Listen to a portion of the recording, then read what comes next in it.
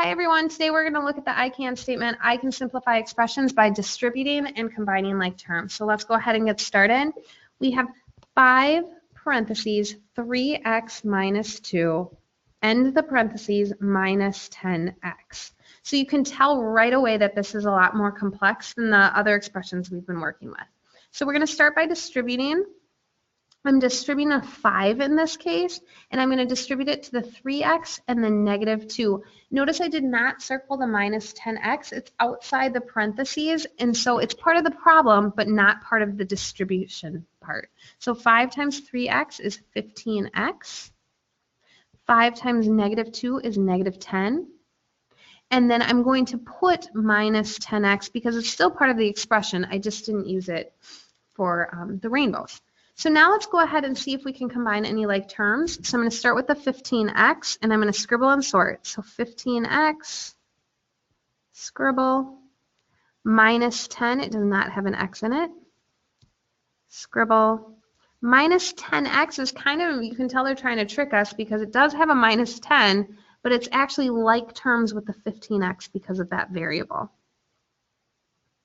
right, so I have 15x and negative 10x. So that's going to leave me with a positive 5x. And then negative 10 has nothing to combine with, so minus 10. So I took a really challenging expression with a complex expression, and I simplified it down to 5x minus 10. Let's go ahead and do one more problem. And this one is going to be 3x minus 2, and then parentheses 4x plus 6. All right, so I'm going to start with the distributing, but if I look at this really carefully, it isn't a positive 2, it's a negative 2 that I'm distributing. If I found my parentheses and went in front of it, it's minus 2. And then I have a 4x and a positive 6 that I'm distributing that to. So negative 2 times 4x is negative 8x. Negative 2 and a positive 6 is a negative 12. I don't want to forget about that 3x, but it wasn't part of that last step. But now I have 3x minus 8x minus 12.